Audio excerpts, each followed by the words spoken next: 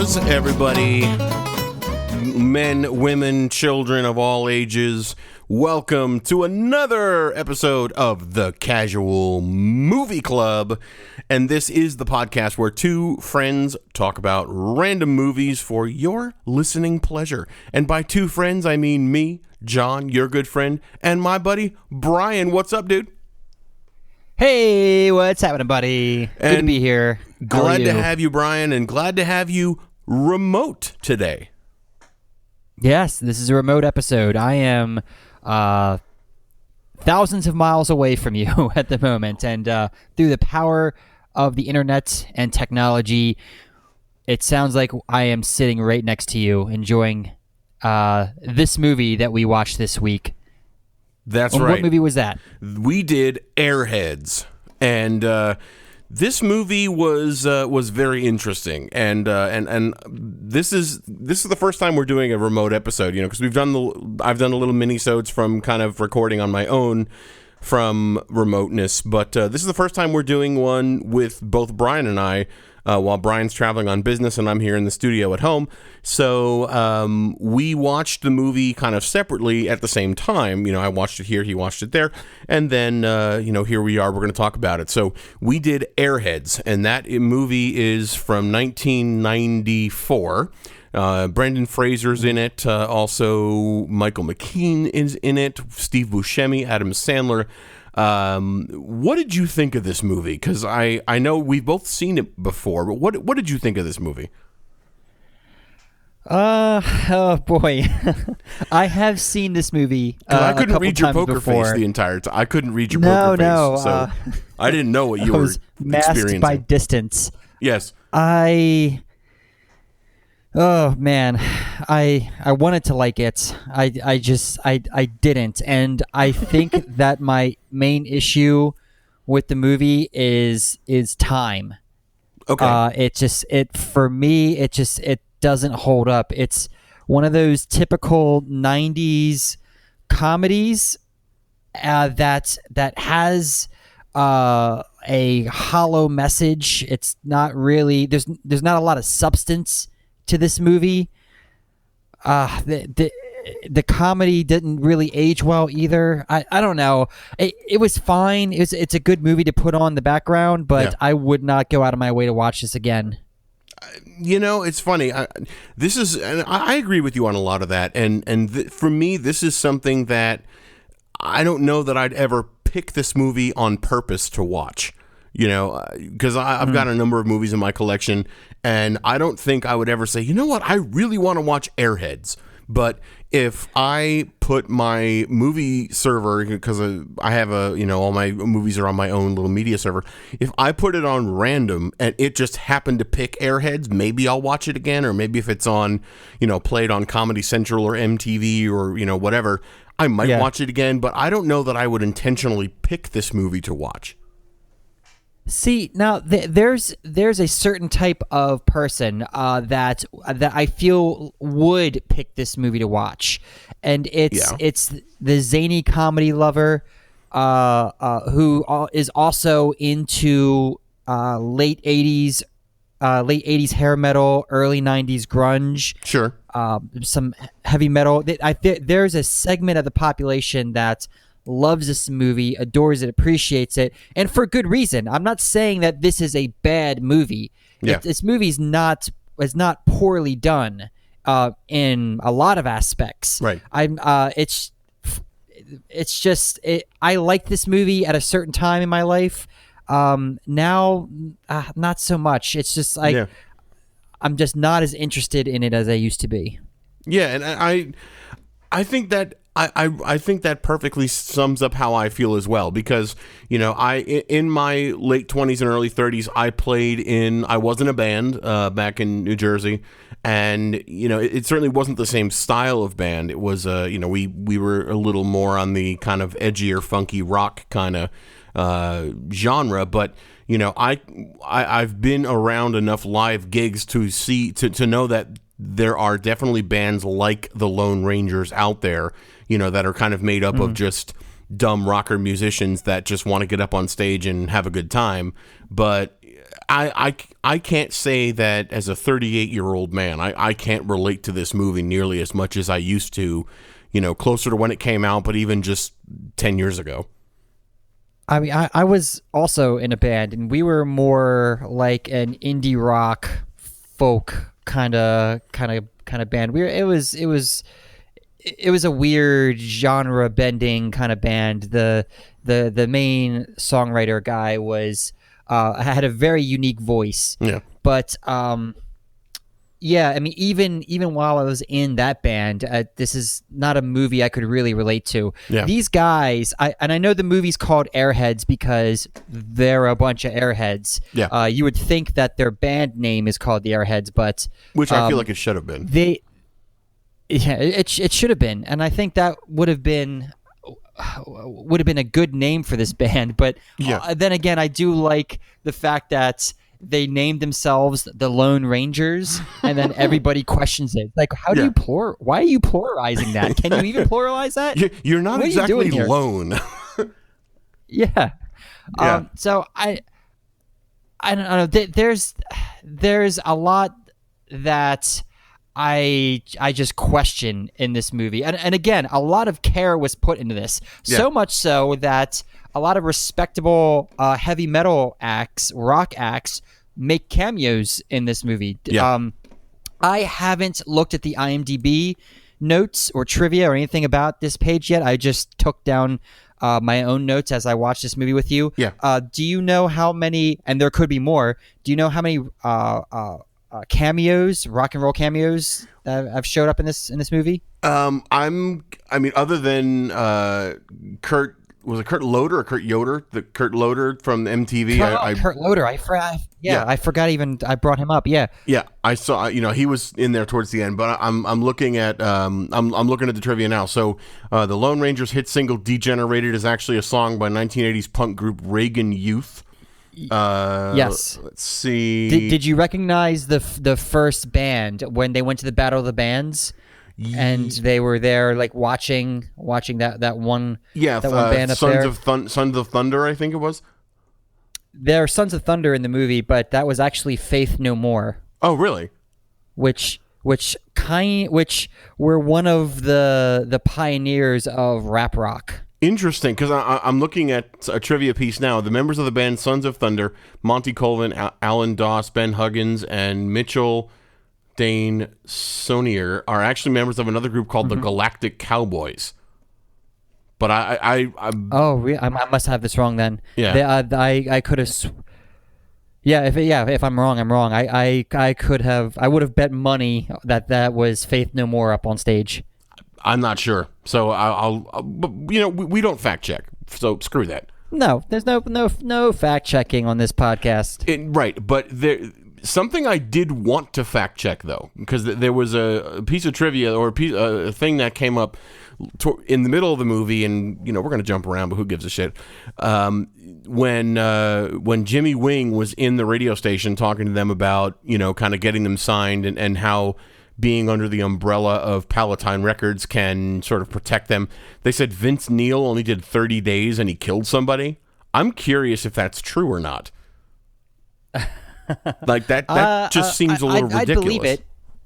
Like there are some really unbelievable stories that turned out to be true in the hair metal days. Yeah. So, even though, like I said, we don't fact check on here, I would love to fact check that offline and just see if that's actually true. If, Vince Neil was only in prison for 30 days and he killed somebody.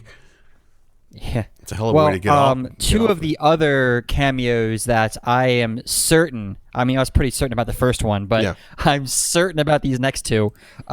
When Chris Farley goes to look for Kayla. Yeah. Jazz's girlfriend. And it was and she's at the bar. Rob Zombie or White Zombie?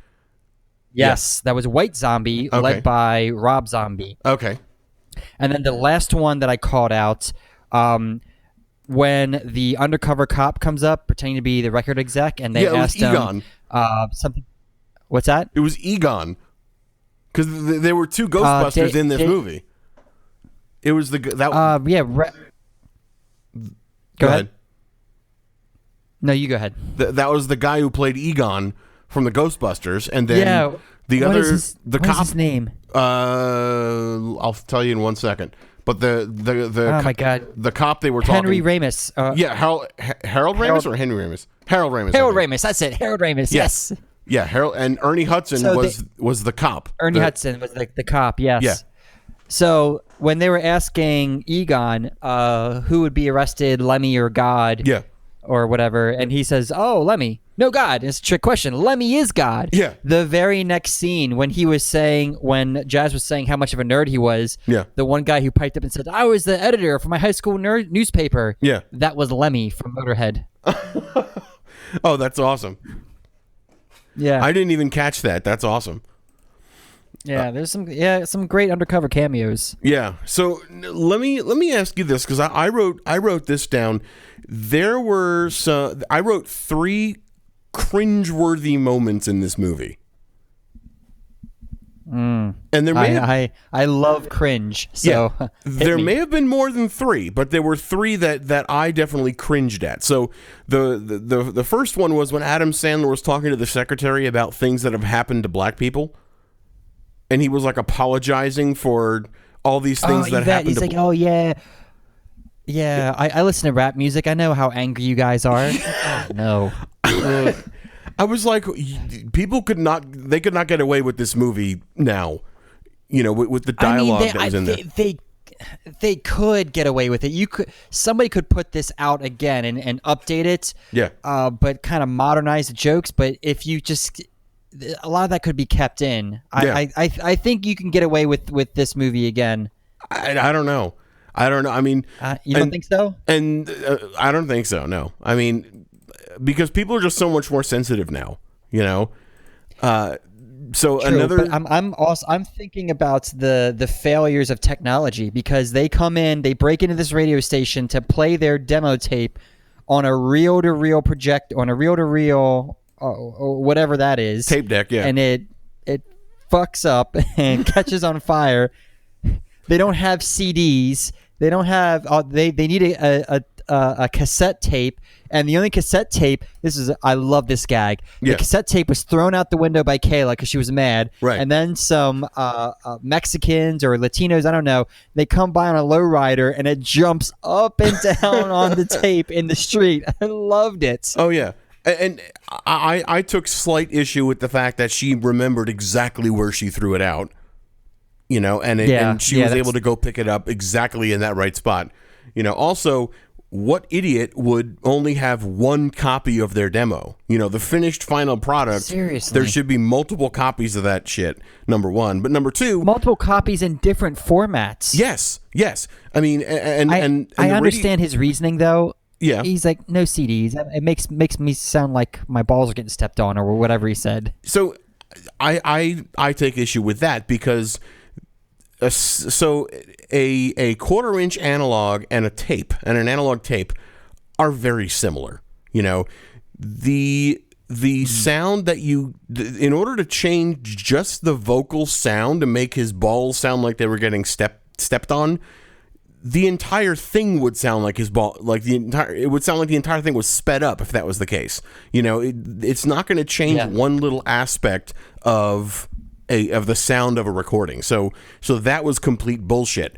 But they should have had different formats of that. Have it on 1/4-inch, have it on CD, have it on a cassette, and make multiple copies and leave them in different places. Because, I mean, especially if he had gone to Palatine and talked to Jimmy Wing initially in that first time, and Jimmy Wing would have said, yeah, let me take this and I'll listen to it and get back to you, he would have been out of his demo. He wouldn't have had anything if Kayla got rid of her copy, So he should have had other versions to begin with. I don't understand. Like, it just... He's an airhead. Well, you could just attribute that to him being an airhead. Yes. An airhead who wouldn't think to have backups in different formats. Right. I don't know. And they said they spent a lot of money on it in whatever studio did it. I highly doubt they would have charged him all that much more to make a few more copies. But then again, if he had a cassette copy, he could have dubbed a copy at home just as easily. But yeah, don't you lose a little bit of quality when you do that each time you dub? If you dub at high speed, yes. But if you are taking the original, so like, okay, so if you have, let's say you have an original on the cassette tape, right? Then you make a copy, you dub that once. Mm-hmm. Your copy now, if you dub the copy, you're going to lose a little bit of quality. And if you dub the copy to another one, then you dub that one to another one, you're going to degrade as you go down that way. But if you take the first version and dub that to another one, then you use the same first version and dub that to another one, you're going to keep the same quality because you're coming from the same source. You know what I mean? That makes sense. Yeah. Yeah, you don't make a duplicate of the copy of the copy of the copy. You do it all from the original. Right, exactly. So that way sense. Everything would be a first generation copy. Mm-hmm. How did you feel about Michael Richards' physical comedy? It got old after a little while. I was hoping I would get that reaction from you. It got old after a while, but and I have two more cringeworthy moments I just want to mention before we move on from that. But I want to come back to that too. Go ahead. So the second cringeworthy moment was Michael Richards' hemorrhoids conversation.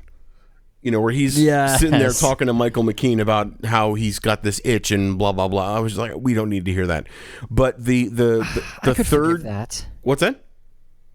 I could forgive that just for comedic purposes, and a weirdo like that who is just open to the point of obliviousness, like he doesn't even know he's embarrassing himself. Yeah, I can forgive that. Okay. Now, granted, that's your cringe moment. Yeah, maybe I'll give him a pass. I get it. But... Maybe I'll give him a pass on that.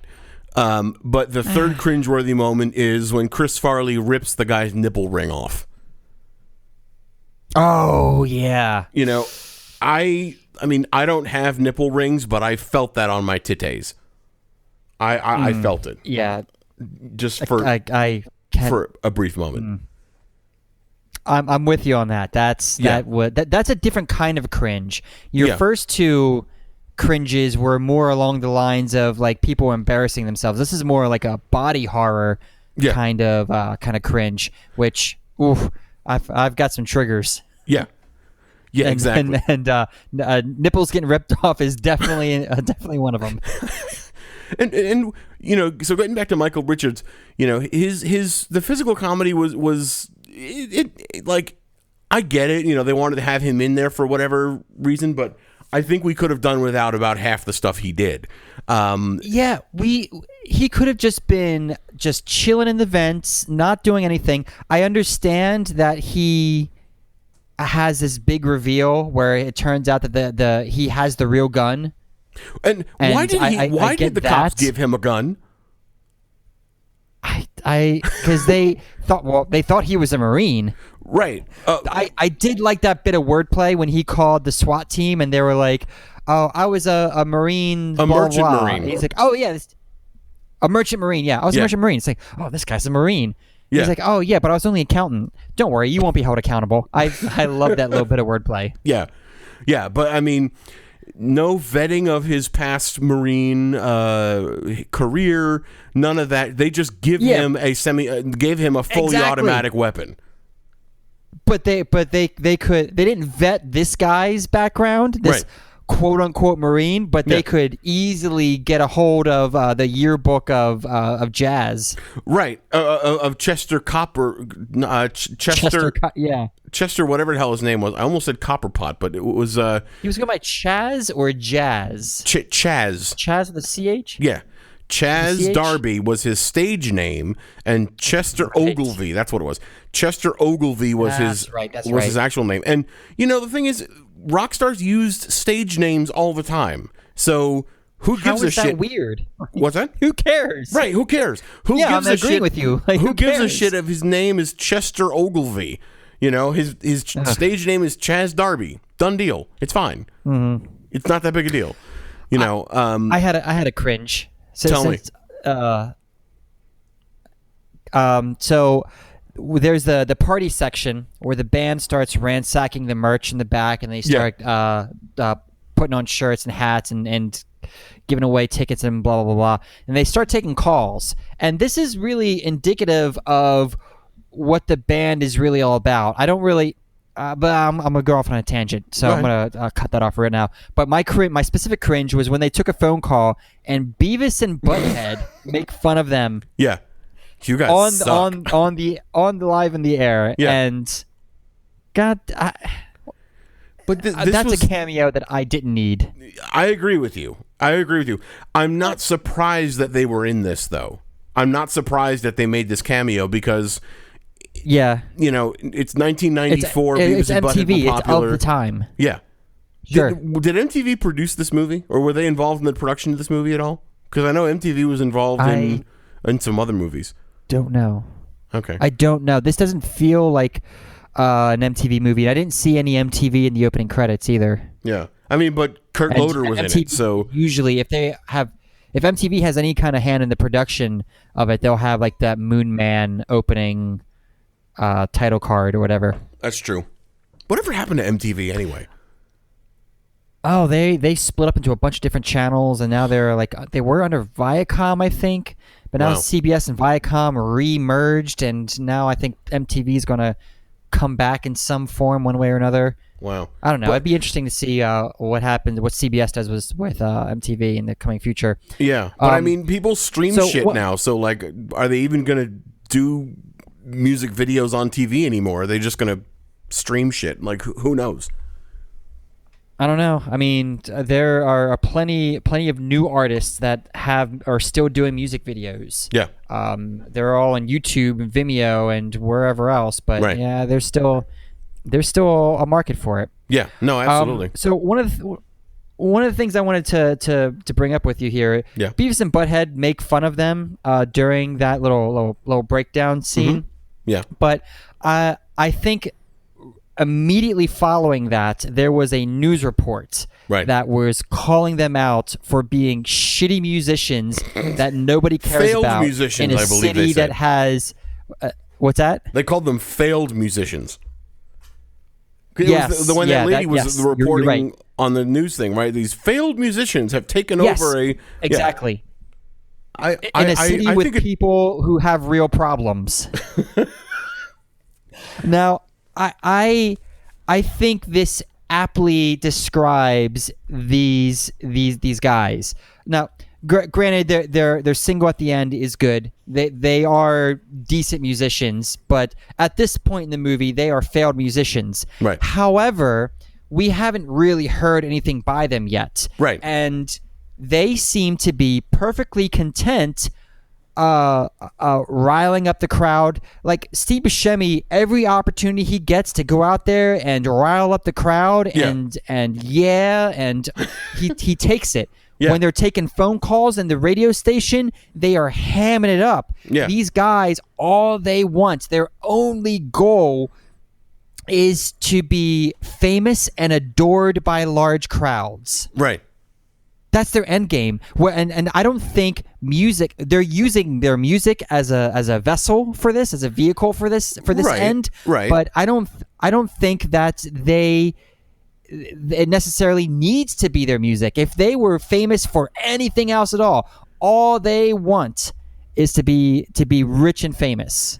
Right, and I agree with you. Loved and adored by millions. And I agree that their music was a vehicle to do that, but I definitely got the feeling that Chaz wanted the music to be the reason he was, not just the vehicle for how he got his fame, but the reason for his fame. Because he was talking about how he wanted to get that song out there, and there was I took issue with the whole, oh baby, it's your song. You wrote that before you even met me, and then later on in the radio station, she's like, that was my song, and then he says, oh, I wrote that before I even met you. Like, yeah. Which one is it? When did you write it? Did you write it for her or not? Like I didn't like that little tidbit, but let me see. What other notes do you have for this? I was a big fan of the message that the movie was putting out there, that the radio executives and the record executives are really out of touch, and they really make their money by exploiting good musicians and good music and like milking it milking it dry, but they're out of touch in the fact that they don't know good music, real good music, because they get a bunch of demos from local bands that are good, and they don't give them the time of day because they just don't take it seriously. They have a formula. They stick with the formula, and that because it's safe. Right, and because it sells. You know, it does sell. Yeah, yes. They look at music as a sellable product, you know, and it's... But it is. It is and it isn't. Though. It is and it isn't. You know, it is to someone who isn't passionate about the creation of it and the craft. You know what I mean? Because you know, I'm a musician. I've been a musician all my life. I have a degree in music production, so I've been around musicians in a performance capacity, but even in a recording and studio capacity, and just having gone through, you know, years of seeing musicians really honing their craft, but also putting the time in a recording studio to put the time into the process of perfecting their craft and getting their craft recorded and getting their passions recorded. There's so much more to it than being just a product, you know. I mean, to a salesperson, a recorded song is a product. It's something to sell. But to the person who created it, it's so much more than that. And the problem is when you get the people that try to relate to the people on the other side. You know, when you have the music salespeople trying to relate to the musicians who have poured their heart and soul into these things, you know, it's a delicate relationship to do well. You know, I think without creating that resentment from one side. Does that make sense? It does, yeah, and I really identify with what you said in regards to it's a delicate balancing act, because everything is marketable. So the musician creates the song, and the song is marketable, and the musicians themselves are marketable. Right. There are people who would get introduced to the song by the music video, and there are people that would get introduced to the song, the music, the albums by the photo shoot that they see in the magazine. Otherwise, they would have never discovered these people. Right. But there's also value in word of mouth based off of touring and performances and this and that. Every aspect of this can be part of the industry and can be monetized and marketed, and that's just the nature of it. But there's a point where it becomes a sausage factory, and it becomes soulless, and that's the fine line. Right.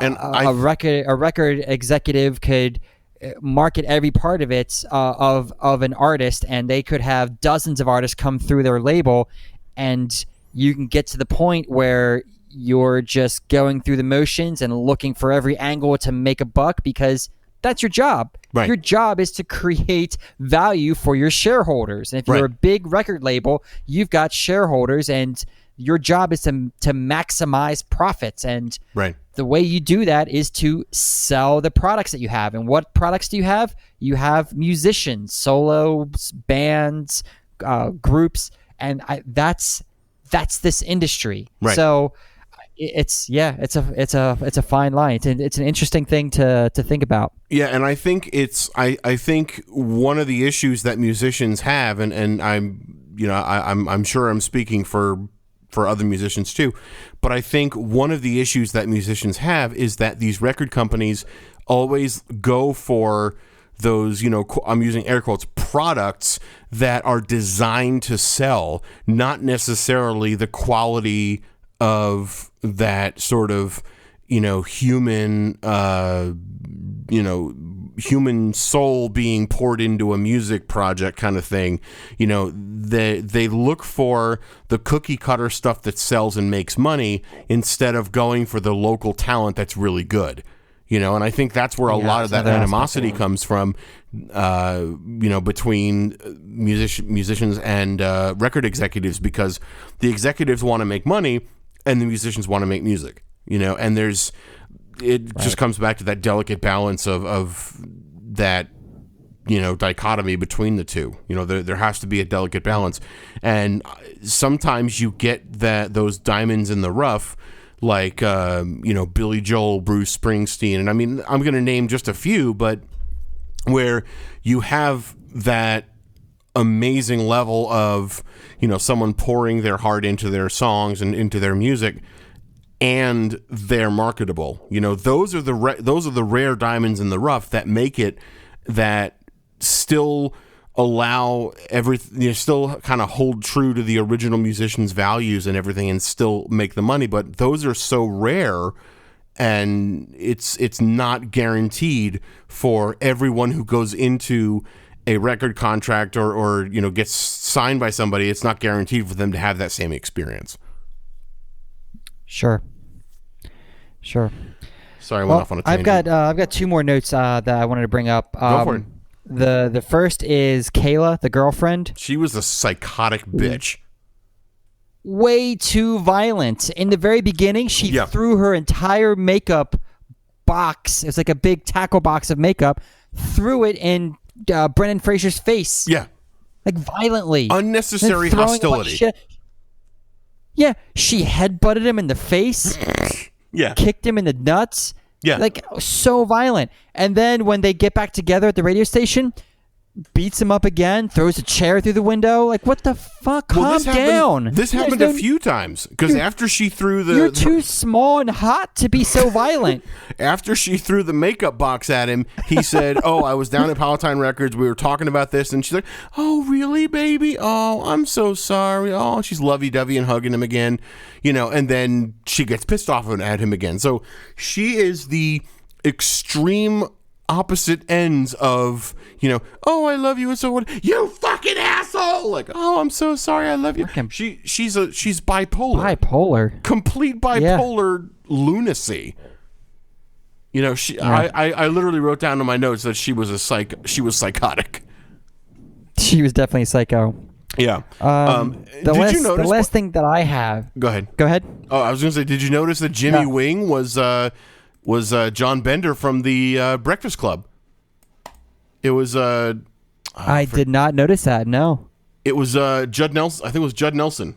Yeah, Judd Nelson. Judd Nelson. From the Breakfast Club. He was unrecognizable to me. Yeah. I caught that great, off I saw that on IMDb, so I had to I saw that name in the opening credits and then just didn't really think about it. Yeah. And what was your other thing you wanted to mention? Last thing is the members of the band were in and out of the radio station so often, interacting with the police so many times, especially later in the movie. The cops could have ended this at any time by nabbing these guys. Especially with the SWAT team that showed up. Sloppy, shoddy police work. Oh, yeah. There was the SWAT team van showed up. There had to have been a handful of SWAT people on there. They could have stormed the radio station, 30 SWAT people run in there and take the 6 people plus the few Lone Rangers and ended it. I don't know. Or just wait till they come out of the radio station again and just plink them off one by one. Right. But I don't know of any situation where they would have given them ridiculous demands and then the cops would actually get them the stuff that they asked for. Like the giant baby bottle and the new guitar and the baby bottle, the naked pictures of B. Arthur. I don't know. Yeah. Why would they even do that? It seems like that's just a ridiculous bit of effort for them to go into just to end this thing. And not to mention the way that they ended this, I thought was so stupid. How they flew in a pre-configured stage, dropped it in there, had them do a music video pantomime shoot, and then they crowd surf into the audience, and then essentially, presumably, they crowd surf into police custody because then you see them on TV in prison. Yeah, in prison. So I don't know. The ending felt a little rushed to me, but I was okay with it. It felt like they had nowhere else to. They had no way to end it, so they just say, "Oh, so fuck it, let's put them in prison, and they'll get out in 3 to 6 months and start touring again." Right. Exactly. exactly. So I don't think I Not have a big fan in anything. the end. I don't think I have anything else. I just want to see before we go into numbers. Yeah, the only other thing I wrote down, Chris Farley looked like he was skinnier in this movie than any other movie I've seen him in. Any movie I've seen him in, he looked skinnier in this movie. And he didn't have a bigger role in this film as I would have liked. He wasn't as funny as I would have liked either. Actually, none of the comedians or actors in this film were as funny as I would have liked to have been, or as I remember them to be. The jokes just fell flat a lot of the times. I did like Joe Mantegna as the DJ. I liked him as the radio host. Yeah, he was great. Yeah, absolutely. Are you ready to do numbers? I'm ready to do numbers. Yeah, let's do it. I'm definitely ready to do numbers, and I'm going to give you guys the lowdown on the numbers, because the numbers are what you can find on our leaderboard on our website. If you go to casualmovieclub.com, click on leaderboard, which is actually right next to the Patreon button. So if you feel like supporting us, giving us a couple of bucks per month or any amount of money you wish per month to help us keep the podcast up and running, you can do that on our Patreon. We would love you to death for that. You can also wear our merchandise. You can get shirts, iPhone cases, or Android cases if that's your thing. Notebooks and so forth. We've got some logo material you can get on our merch, so you can click on that as well, all from casualmovieclub.com. And you can also view the different podcast platforms that we are on, places like iTunes/Apple Podcasts, Google Play, TuneIn, Stitcher, YouTube, Spotify, iHeartRadio, and Radio Public. The links are on the bottom of every single page over at casualmovieclub.com. You can also interact with us on social media, mainly Twitter and Facebook. I keep wanting to say Facebook. Maybe we should be on Facebook. I don't know. Twitter and Instagram at Casual Movie Club. You can also send us an email, casualmovieclub@hotmail.com. You can even call us or leave us a text message at 402-882-2742. That is 402-882-2742. And we would love to hear from you and read your text or play your voicemail on one of our upcoming episodes. So all that being said, our leaderboard on our website shows all the movies that we have rated on our various categories. And our categories are acting. How well did the actors convey the story? How believable were they? Did it feel like we were watching people just showing up to a day of work, reading lines and being on a camera? Or did we feel like we were seeing people that were just completely ensconced in the role? The script. How's the quality of the writing, the quality of the dialogue? Was it a believable story? The presentation, the visual aspect of things, the editing and visual effects usage. Was it too much? Was it too over the top? Was there not enough visual effects and that sort of thing? Was there copious amounts of green screen? That's the score for that. We also have music and sound. The soundtrack as a whole, the sound effects, the score, the music. Brian, what else do I like to call that? The goodies for your ears. That's right. I figured you might want to say that at some point. So music and sound, and then uniqueness. Has this movie been done before? Have we seen something like this around the time in which it came out or earlier? And then engagement factor. Does this movie keep you engaged? Does it keep you on the edge of your seat? Are you dying to know what happens? Or are you reading things on your phone? Are you reading an ebook? Are you reading Twitter? So those are our categories, and we both rate them, and then we take the averages and list them on the leaderboard for you, and then give them a total score, and that is how we have everything arranged right now. So Brian, my good friend, would you like to start us out with the acting? I'm going to start us off. Do it. With acting. The acting I was not wholly impressed with, but not wholly disappointed with either. There was some good performances, mainly by Brendan Fraser and the police. There was a lot of zaniness though, and there's a lot of hamming up lines. I didn't hate it overall, but wasn't really overly impressed. I give the acting a 3. Right in the middle? Right in the middle. Okay, I respect that. So I gave the acting. I was going back and forth between a 3 and a 2.75. Mainly because every time I wanted to give it something a little bit better, something like Kayla would be on screen and she would do something just psychotically annoying. But then again, that could be script related, because she was told to do that. She was just reading what was in the book. I'm going to echo your 3 on acting. I thought it was fine overall, despite my gripes and everything. I thought the acting was fine, right there, middle of the road. So I'm just going to say acting is 3, right along with you there. And nice. Then, so going on to the script, and this is another one I was going up and down with. The movie definitely does cover that kind of delicate dichotomy or delicate balance between musicians and their passion for the craft and the record industry. So I can appreciate that. And especially after our discussion on that, I kind of do want to change what I wrote down for my script as well. There are some lines in there that are just completely cheesy and ridiculous and, things I would take points off for. But all the adding and subtracting of points and everything, I'm going to give the script a 3 right smack in the middle, because I think overall it does tell a story that is one that exists between, musicians and the record industry and that kind of thing. And I think that is a story that's worth telling.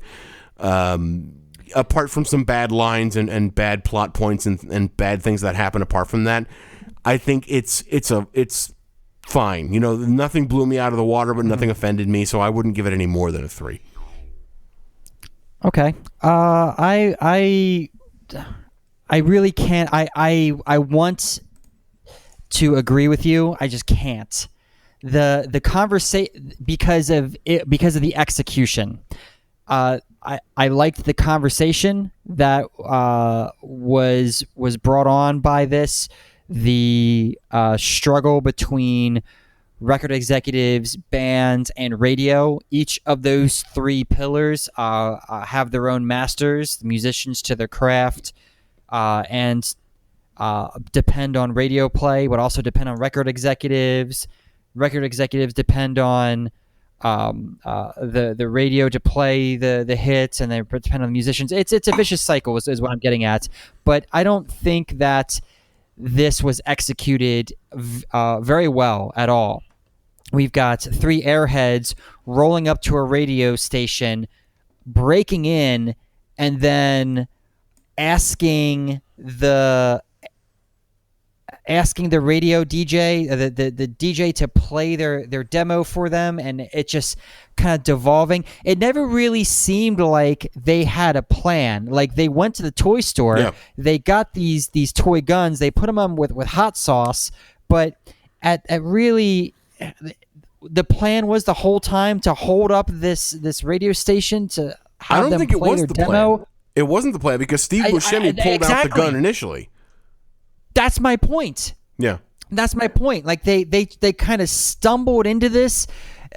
They were way too naive to believe that they could get these guys to play their demo for them, and then pull out the guns, and then everything that just kind of domino affected after that. I didn't like it. I don't think it was any kind of believable. I know movie, suspended disbelief and all that, but I just don't think this script is executed very well, so I give it a 2. Okay. I respect that. How about presentation? What did you think of the visual aspect of things? How was the visual presentation of it all? Visually, the movie was really good. They presented things actually very well. It's 94. It's not great. They didn't really have a lot of effects per se. They had the stage at the end. They had the gun, the real gun that was pulled out. There's some stunts and things going on. The presentation wasn't bad. Wasn't really offended by anything though either. Wasn't great. Middle of the road. 3 presentation. Cool. Yeah, and I'm actually with you on that. 3 for presentation as well. I don't really have anything else to add to that. I thought it was fine. There was nothing that offended me, nothing that wants me to majorly take any detraction from that. I think, given the script and given what it was, I think it's fine, right in the middle of the road. So, music and sound, I'm also going to score music and sound a 3 because I thought it was fine. I liked the sound mix and everything was fine. I didn't have any issue with that. I thought the music selection was cool. The use of the, rock music from the time period and that sort of thing. It was fine. Nothing jumped out at me as offensive or cringeworthy or anything. So just middle of the road. It's fine. 3. That's interesting. My music and sound is a 3.5. I thought that the music selection, the cameos, the songs they played during like the in between scenes, the transitions, things like that. Yeah. When the DJ is playing music to torture his boss, and the band is like into it and partying. I thought the music selection was really good. Yeah. Not great, of course. The mix was fine and all that, but 3.5 music and sound. Cool. All right, and then what about uniqueness? Do you think this is something that's truly unique, something that has not been done before? Now, see, I struggled with this. I struggled very hard with this throughout the movie. I saved this score for the very end when I was scoring this. Right before the credits roll, I was like, okay. And because I'm comparing this to other comedy movies that came out at that time, this movie has a lot of the same elements comedically as other movies, but I don't think there's any other film that does this type of story where you've got the guys break into a radio station, threaten to blow it up and massacre everybody if they don't play their demo tape. That sounds pretty unique to me. Yeah. So I didn't want to give it a high score, but I couldn't help but give it a 4. It's funny. That is exactly the score that I have for this. No, it's not. Really? It is. It really is. Because, and I know you and I were kind of going back and forth because we were talking about doing Rockstar as our movie for tonight. And, I said, well, this is kind of similar to Rockstar. And you kept saying, no, it's not. And I've not seen Rockstar. So my sort of saying it was similar is almost just in jest, just kind of joking. But, you're absolutely right. I don't know of any other movie involving a group of dimwits that, hijack a radio station just to play their demo, So This is a definitely unique movie. Is this the most unique movie on the planet? No. We've seen hijacking movies. There's certainly elements from other movies in here. There's Die Hard elements where, it's, a Lone Ranger trying to fix everything that, Michael Richards' character, he wasn't a major character in the movie, but he was there, especially climbing through the, ventilation shaft and everything. The air ducts with a Zippo lighter. Right. And did you notice, by the way, that the radio station location was in the same parking lot as the Nakatomi building from Die Hard. It was right across the parking lot. I did not notice that at all. Yeah, so not a bit. In a few of the scenes where they showed outside of KPBX and they showed the building in the background, that was the Nakatomi building. It's actually the Fox building in LA. Oh shit.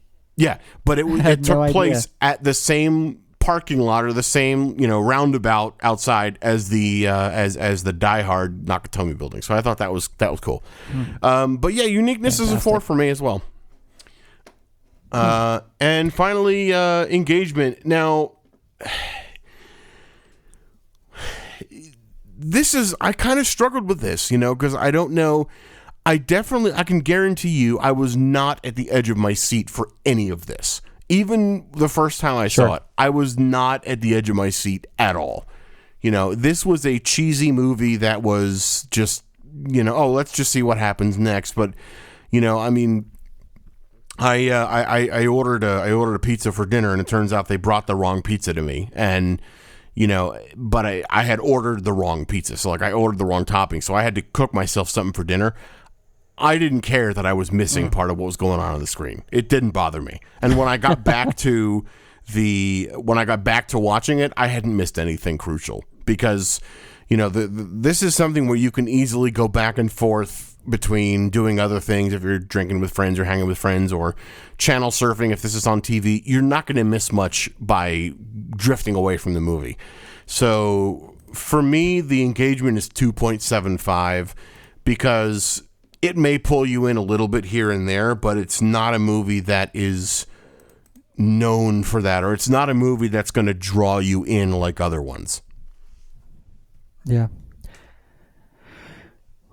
You said 2.5? 2.75. Which you said may even be generous. Mine is a 2 even. This plot could be wrapped up in a couple of scenes. They don't have to. I wish they'd worked more on the comedy, worked more on the joke writing. Yeah. It's maybe the comedy didn't age well. I don't know, but maybe I just wasn't really into it. It was hard to keep my attention on it. I did wind up going to Twitter once or twice. Yeah, you were weeding Twitter? Yeah, I was weeding Twitter. Yeah, I had a hard time staying engaged, so I scored a 2. Okay. And do you want to do any take-backsies? Because that's the end of our number. So do you want to do any take-backsies or revisions? No, I'm pretty satisfied with what I have. Okay. I'm surprised that we had similar scoring. Yeah, well, I'm actually going to do a take-backsies. I'm going to take my script from a 3 to a 2. I'm going to agree with you on the script because I think I was generous in giving it a what I give 2.75. I think I gave it. No, I gave it a 3.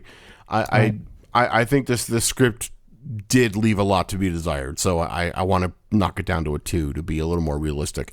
So, would you say the numbers are in? The numbers are in. Let's hear where this movie landed. All right, where do you? Oh goodness.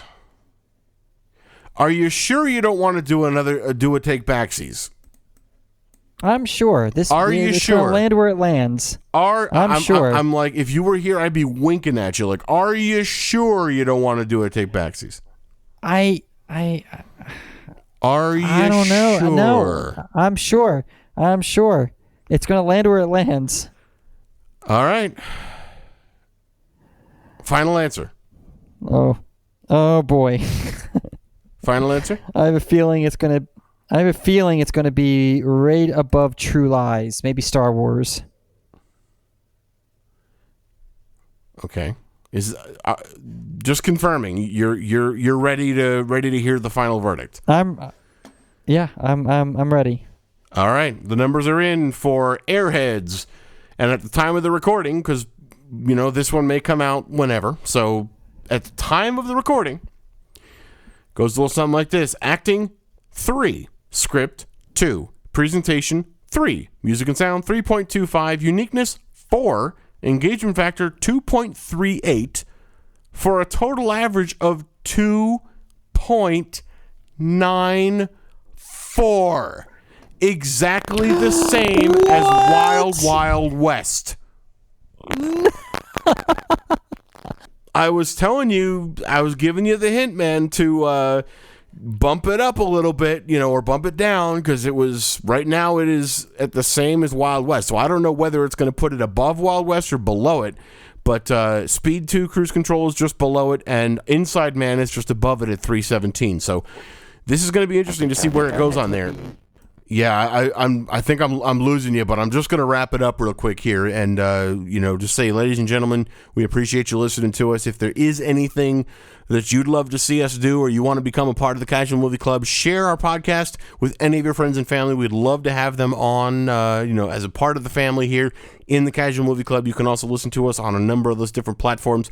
Also, join us on our Patreon where you can help pick movies that we are going to do on our podcast. So until next time, we appreciate everybody and we welcome all into the Casual Movie Club, and we'll see you soon.